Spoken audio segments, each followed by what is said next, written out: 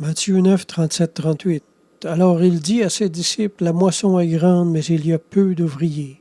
Priez donc le maître de la moisson d'envoyer des ouvriers dans sa moisson. » Bon, à tous les ans, à peu près au début de l'été, généralement, il y a une coutume dans les églises qui est celle d'exhorter les chrétiens de l'église à aller témoigner. On s'y prend de toutes les façons imaginables. On prêche, on pousse, on tire, on culpabilise, on fait pleurer, on fait rire, on les chicane, on les encourage, on les rend mal à l'aise, on leur promet des bénédictions, etc., etc. En bref, n'importe comment, il faut les faire descendre dans la rue pour témoigner.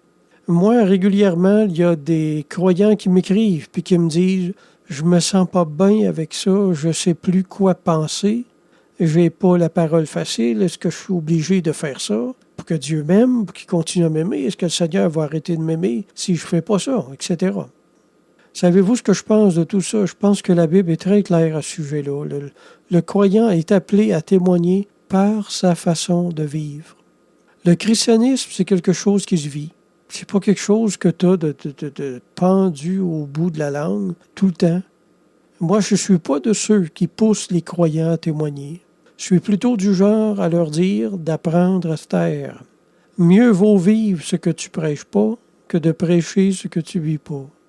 Ce que je pense des chrétiens modernes, moi, c'est qu'on a tous la bouche plus grande que nos pieds. Savez-vous quand on devrait témoigner?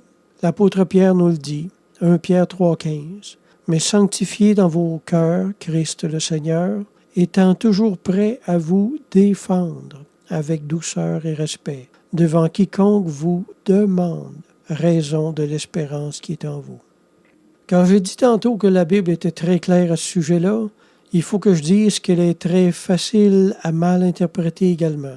La plupart du temps, des âmes bien intentionnées, des chrétiens avec un grand cœur, mais avec une petite tête, vont prendre des versets qui s'adressent à des évangélistes, puis vont mettre cette responsabilité d'évangéliste sur le dos de tous les croyants en général. Et ça fait dur, là.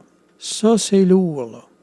Moi, je suis d'avis de faire simplement ce que Jésus nous dit de faire, puis de rien ajouter.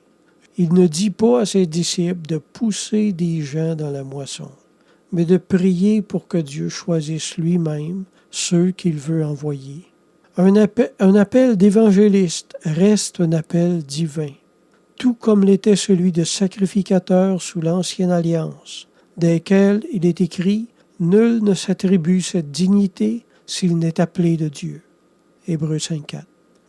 Et même sans être un évangéliste, il se peut fort bien que le Seigneur mette l'amour des âmes dans une occasion spéciale pour aller témoigner.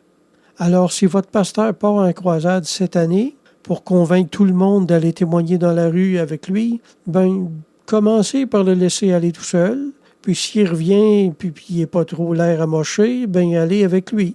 Puis si le Seigneur vous le met à cœur, mais que tout se fasse dans le Seigneur, c'est-à-dire avec une réponse personnelle qu'on aura reçue dans la prière, dans notre cœur.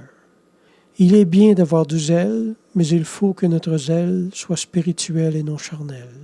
Saint Thomas a écrit « Le zèle vient de l'intensité de l'amour. » Amen.